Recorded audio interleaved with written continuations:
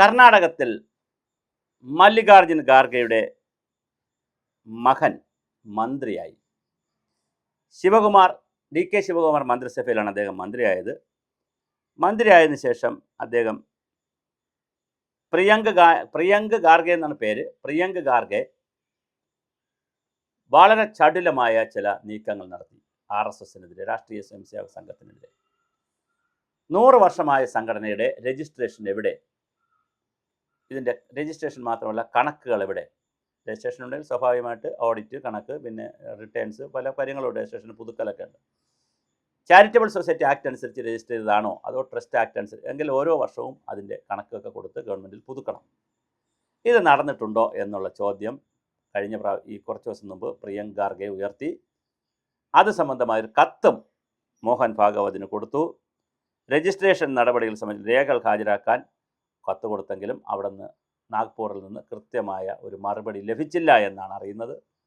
അങ്ങനെ മറുപടി കിട്ടാത്ത സാഹചര്യത്തിൽ അത് നിയമ നടപടികളിലേക്ക് നീങ്ങാനാണ് അവിടെ കർണാടകക്കാർ തീരുമാനിച്ചിരിക്കുന്നത്. നിയമപരമായ സാധ്യത വ്യക്തമാക്കാൻ ഉത്തരവാദിത്ത പാലക്കാളെ ചുമതലപ്പെടുത്തണമെന്നുള്ളതാണ് പുതിയ ഡിമാൻഡ്. കൃത്യമായ രേഖകൾ ലഭിക്കാത്ത സാഹചര്യത്തിലാണ് മന്ത്രി നിയമ നടപടികൾ സ്വീകരിക്കുമെന്നുള്ള മുന്നറിയിപ്പ് നൽകിയിട്ടുള്ളത്. 100 വർഷത്തെ ചരിത്രമുള്ള ദേശസ്നേഹികളാണെന്നാണ് അവർ അവകാശപ്പെടുന്നത്. നാഗ്പൂരിലോ ബാംഗ്ലൂരിലോ കേശവകൃപയിലോ അല്ലെങ്കിൽ സർസംഘചാലകൻ്റെ വസതിയിൽ എവിടെയെങ്കിലുമൊക്കെ രേഖകൾ ഉണ്ടാകുമല്ലോ, അതാണ് ഹാജരാക്കാൻ ആവശ്യപ്പെട്ടത്. മന്ത്രി മാധ്യമങ്ങളോട് പറഞ്ഞു. സംഘടനയ്ക്ക് രേഖകൾ ഹാജരാക്കാൻ സമയം ആവശ്യമായിരിക്കും, കാരണം അവർക്ക് ചിലപ്പോൾ രേഖകൾ തയ്യാറാക്കേണ്ടി വരും എന്നും ഖാർഗെ കുറ്റപ്പെടുത്തി. ഒരു സംഘടന എന്ന നിലയിൽ RSS ഔദ്യോഗികമായി രജിസ്റ്റർ ചെയ്യുക, സംഘടനയുടെ പ്രവർത്തനങ്ങൾ, സാമ്പത്തിക സ്രോതസ്സുകൾ, ചെലവുകൾ എന്നിവ വെളിപ്പെടുത്തുക, ബാധകമായ എല്ലാ നികുതികളും അടയ്ക്കുക, ഇന്ത്യൻ നിയമവ്യവസ്ഥയ്ക്ക് വിധേയമായി പ്രവർത്തിക്കുക എന്നതാണ് സർക്കാർ മുന്നോട്ട് വയ്ക്കുന്ന ആശയങ്ങൾ. ഇതൊരു ചക്ക കുഴയും പോലൊരു കുഴച്ചിലാണ്. കാരണം കഴിഞ്ഞ ദിവസവും മോഹൻ ഭാഗവത് പറഞ്ഞത് ഹിന്ദു എന്ന് പറയുന്നത് ഒരു സംഘടനയല്ല, ഒരാശയമാണ്. RSS ഒരു സംഘടനയല്ല, ഒരാശയമാണെന്നാണ്. പക്ഷേ അങ്ങനെ ഒരാശയം ആയി നിന്നുകൊണ്ട് എങ്ങനെ പ്രവർത്തിക്കാൻ കഴിയും? നിങ്ങൾ പണം ചെലവഴിക്കുന്നു, യാത്രകൾ നടത്തുന്നു, മീറ്റിങ്ങുകൾ നടത്തുന്നു, ഒരുപാട് കാര്യങ്ങൾ ചെയ്യുന്നില്ലേ? അപ്പോൾ അത് സംഘടനയായില്ലെങ്കിൽ ഇതെങ്ങനെ ചെയ്യാൻ പറ്റും എന്നുള്ളതാണ് പ്രിയങ്ക ഖാർഗെയുടെ സംശയം. പ്രിയങ്ക ഖാർഗെയുടെ ആവശ്യത്തെ RSS നേതാവ് മോഹൻ ഭാഗവത് തള്ളിയിട്ടുണ്ട്. മന്ത്രിയുടെ ആവശ്യങ്ങൾ രാഷ്ട്രീയ പ്രേരിതമാണെന്നും ഉത്തരവാദിത്വം എന്നതിലുപരി രാഷ്ട്രീയ ലാഭമാണ് ഇതിന് പിന്നിലെന്നും അദ്ദേഹം ആരോപിച്ചിട്ടുണ്ട്. RSSൻ്റെ സർസംഘചാലക് സർക്കാർ ഫണ്ട് കൈപ്പറ്റുന്ന സംഘടനകൾക്കാണ് രജിസ്ട്രേഷൻ നിർബന്ധമുള്ളത്. ഞങ്ങൾ സർക്കാർ സഹായം കൈപ്പറ്റുന്നില്ല, ഞങ്ങൾ രഹസ്യമായിട്ടല്ല പ്രവർത്തിക്കുന്നത്, എല്ലാവർക്കും ഞങ്ങളുടെ പ്രവർത്തനങ്ങൾ അറിയാം എന്നും മോഹൻ ഭാഗവത് വ്യക്തമാക്കിയിട്ടുണ്ട്. RSSും കർണാടക സർക്കാരും തമ്മിലുള്ള വിഷയം വലിയ രാഷ്ട്രീയ പോരിനാണ് വെറുതെ ഉയർന്നിരിക്കുന്നത്. BJP നേതാക്കൾ ഖാർഗെയുടെ നീക്കത്തെ ദേശീയവേദികളായ ഒരു സംഘടനയെ അപമാനിക്കാനുള്ള ശ്രമം എന്ന് വിശേഷിപ്പിച്ചപ്പോൾ കോൺഗ്രസ് നേതൃത്വം മന്ത്രിക്ക് പിന്തുണയുമായി രംഗത്തെത്തിയിട്ടുണ്ട്.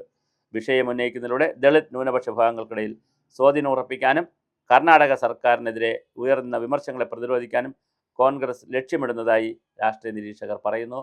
സംഘപരിവാറിൻ്റെ RSS എന്ന് പറയുന്ന സംഘടന അതൊരു മുന്നോക്ക വിഭാഗത്തിൻ്റെയും സവർണ വിഭാഗത്തിൻ്റെയും സംഘടനയാണ് എന്നുള്ളൊരു ആരോപണവും കൂടി ഈ പ്രിയങ്ക് ഖാർഗെ വച്ചിട്ടുണ്ട്. പ്രിയങ്ക് ഖാർഗെ പിന്നോക്ക വിഭാഗത്തിൽപ്പെടുന്ന വ്യക്തിയാണ്.